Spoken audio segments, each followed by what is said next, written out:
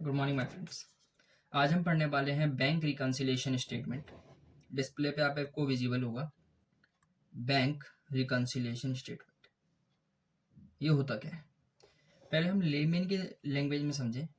तो हमारे पास क्या होता है, एक बैंक की तरफ से पासबुक मिलती है और एक हम जो है अपना कैश मेंटेन करते हैं। जब आप अपने गल्ले पे बैठते हैं तो आप ट्रांजेक्शन्स करते हैं, कैश में भी करते हैं और आपके बैंक ट्रांजेक्शन्स भी होते हैं। आजकल तो यूपीआई होने लगे हैं, पर पहले जो क्या हुआ करते थे, चेक मिला करते थे।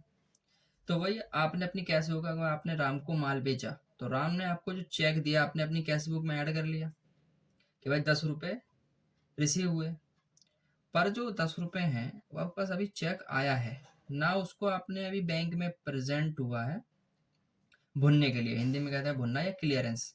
ठीक है, तो उसकी क्या इम्प्लीमेंटेशन होती है। अगर एट द एंड आप चेक करेंगे, अगर आप मान लीजिए आपने दिन भर में व्यापार किया, कैश बुक में एक्चुअली आप खुद देखेंगे कि कैश बुक आपका पासबुक से ज़्यादा होगा, क्योंकि दिन भर में आपने अगर 10 ट्रांजेक्शन्स की है, 10 ट्रांजेक्शन्स में से 5 चेक्स आपने रिसीव किए हैं, तो उन जो 5 चेक का स्टेटस होगा वो एज अ बैंक नील होगा, पर आपकी कैश बुक में उतने रुपए से हाई होगा, क्योंकि एक्चुअल में तो आपको रिसीव होनी है। तो उसी को मैच करना ही बैंक रिकन्सिलेशन कहलाता है। तो आप अगर एट द एंड देखेंगे, ईयर एंड कह लीजिए या क्वार्टरली एंड में या पूरे दिन के एंड में, अगर रात में आप 11 बजे गल्ला बंद कर रहे हैं तो आप चेक करेंगे तो आप खुद रिकन्सिलेशन एज ए लेमैन कर लेते हैं कि 10,000 रुपये के चेक आ रखे हैं, ये अभी बैंक में प्रेजेंट नहीं हुए हैं, तो मेरे पास इसको घटा देता हूँ, इसके बाद जो बैलेंस बचता है वो मेरा एक्चुअल बैलेंस है। ठीक है, तो वही रिप्रेजेंट करता है कि bank reconciliation statement. Real field में उसमें कैसा काम होता है कि क्या होता है, हम अकाउंटिंग करते हैं। हम अकाउंटिंग करते हैं तो एक तो एक्रूअल बेसिस पे ही होती है अकाउंटिंग, मतलब जब ट्रांजेक्शन हो रिकॉर्ड कर लो।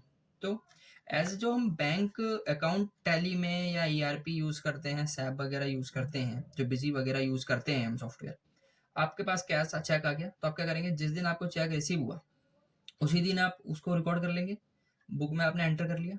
पर वो 3 दिन बाद जाके बैंक से क्लियर हुआ, पर आपकी जो टैली की बैंक बुक है उसमें तो वो शो हो रहा होगा 3 दिन पहले का। तो उसको हम क्या करेंगे, रिकन्सिलेशन डेट डालेंगे कि हमारा किस दिन रिकनसाइल हुआ है। तो जब हम तब जाके हमारी बुक और हमारा कैश बुक मैच होगी। तो उसमें आते हैं in the chapter you have learn that the business organisation keep a record of their cash and bank transaction in the cash book. अपनी कैश के ट्रांजेक्शन और बैंक बुक के ट्रांजेक्शन करेंगे आप, तो डिफरेंस अगर आएगा उसका देखेंगे। Once the cash book has been balanced, जब आपकी कैश बुक बैलेंस हो जाएगी, it is usually to check its detail with the record of the firms bank transactions. जब आपने अपनी कैश बुक में सब कुछ लिख लिया, उसके बाद आप चेक करेंगे कि एक्चुअल में बैंक में क्या पोजीशन है, उसके बारे में था बताते हैं। The amount of balance on passbook or the bank statement must tally with the balance as shown in cash book. But in practice, these are usually found to be different. Obvious सी बात है भाई, जो check आपको receive हुए वो हमने bank में दिया ही नहीं है, तो उतने रुपए का डिफरेंस आएगा। मान लीजिए कुछ चेक आपने इशू किए हुए हैं तो आपने कैश बुक से अपनी घटा दिए होंगे कि भाई मैंने 10 रुपए के चेक इशू कर दिए, बट एक्चुअल में तो वो प्रेजेंट ही नहीं हुए हमारी बुक्स में। इसलिए we have to ascertain the cause for such difference. हम क्या करेंगे, अब इसका कॉज ढूंढेंगे कि भाई क्या कॉज हो सकते हैं। It will be observe that the bank statement और passbook shown all deposit in the credit column and withdrawal in the debit column. हम सब जानते हैं भाई, हमारा सबके पास पासबुक है, अकाउंट है, अमाउंट क्रेडिट होता है, हमने अमाउंट जमा किया तो बैंक वाले क्रेडिट कर देते हैं हमारे अकाउंट को, जब हम निकालते हैं डेबिट कर देते हैं। ठीक है, अब क्या होगा, does it deposit exit withdrawal it shown a credit balance and if withdrawal exceed deposit it will shown in the debit balance। मतलब भाई ज्यादा निकालो तो ओवरड्राफ्ट शो होगा। ठीक है, अब हमें बताना चाहिए भाई जरूरत क्या है। नीड फॉर रिकन्सिलेशन, देखिए, it is generally experienced that when a comparison is made between the bank balance as shown in the firm's cash book, the two balance do not tally. Hence, we have to first ascertain the cause of difference thereof and then reflect them in a statement called bank reconciliation statement to reconcile tally and tally the two balance. दो balance को हमें tally करना होता है, उसको bank reconciliation कहते हैं। होना कुछ नहीं है, थ्योरी है, कॉम्प्लिकेशन लगता है, पर थ्योरी पढ़ना बहुत जरूरी है। थ्योरी से हमारा बेस डेवलप होता है। In order to prepare a bank reconciliation statement, we need to have a bank balance as per cash book.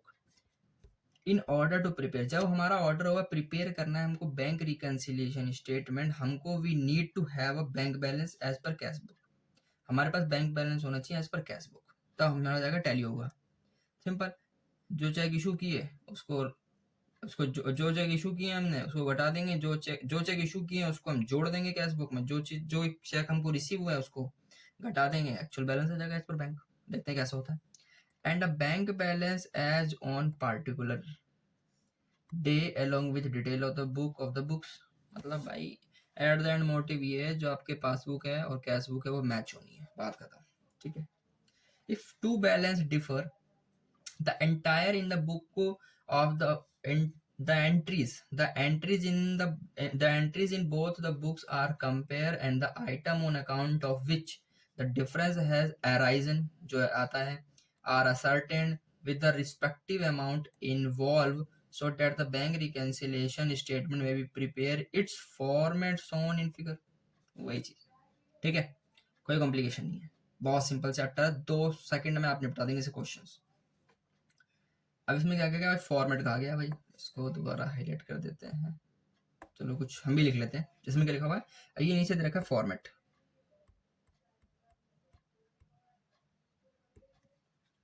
ये रहा फॉर्मेट हमारा। फॉर्मेट क्या कहता है, पहले लेके चल रहे हैं balance as per cash book, यही हमको प्रिपेयर करना है फॉर्मेट। ठीक है, सबसे पहले ऊपर लेंगे हम balance as per cash book. इससे समझे, balance as per cash book, मान लीजिए 100 रुपये पड़ा हुआ है हमारे पास, balance as per cash book.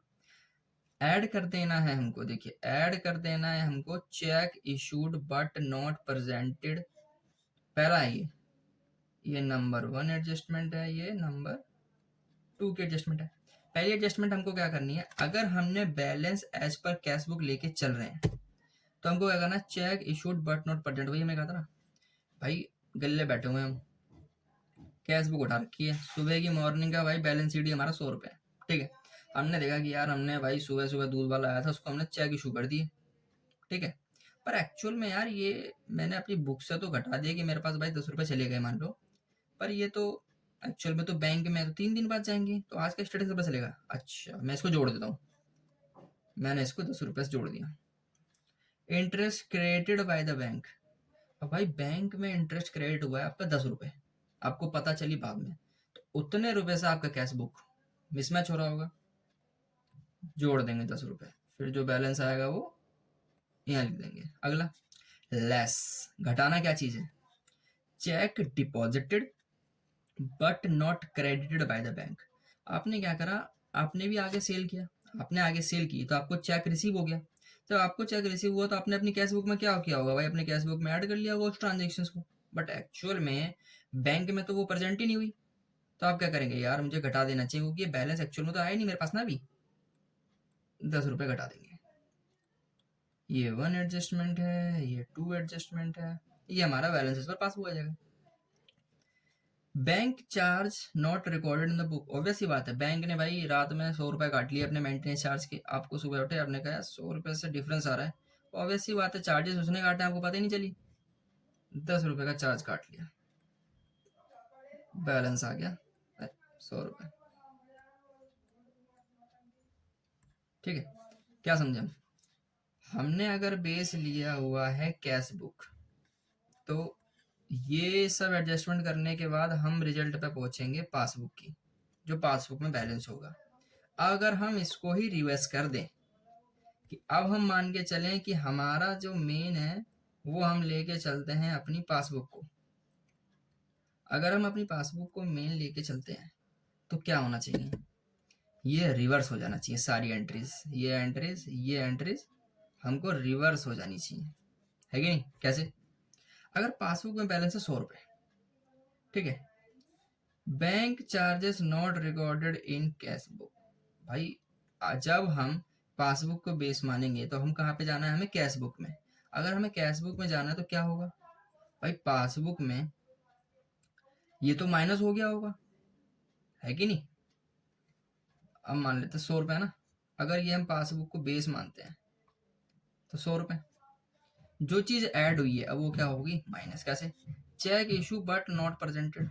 भाई चेक इशू कर दिया तो उसने कैश बुक में घटा दिया, ठीक है, बट यार इतने नॉट प्रेजेंट इन बैंक, इतने रुपए से हमारा बैंक बड़ा होगा, हम इतने रुपए से बैंक को माइनस कर देंगे। इंटरेस्ट क्रेडिट, भाई इंटरेस्ट क्रेडिट तो हो गया पासबुक में, इतने रुपए से हमारा पासबुक बढ़ा होगा, इतने रुपए से हमारा पासबुक बढ़ा होगा, घटा देंगे, ठीक है।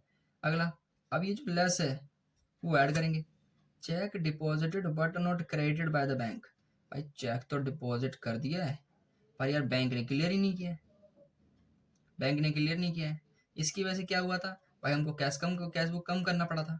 अब हम क्या कर रहे हैं, अब हम पासबुक से कैश बुक की तरफ जा रहे हैं, तो ये क्या करेंगे, हम ऐड कर देंगे 10 रुपए। ऑब्वियस सी बात है। Bank charges not recorded in the book, cash book, भाई कैश बुक में रिकॉर्ड नहीं किया, मतलब कैश बुक इतने रुपए से कम है, कैश बुक इतने रुपए से कम है, पासबुक इतने रुपए से, कैश बुक कितने रुपए से कम है, पासबुक कितने रुपए से ज्यादा, जोड़ देंगे, कितना आ गया 100। सही है कि नहीं। Bank charges not recorded in cash book, bank charges cash book में तो रिकॉर्ड नहीं हुए 10 रुपए, पर पासबुक में हो गए होंगे, जोड़ दो। तो ये आ गया हमारा balance as per cash book. Simple, ये फॉर्मेट हमको याद कर लेना है ध्यान से, ठीक है। पार्ट 1 है ये, पार्ट 2 में स्टार्ट करते हैं कुछ देर में।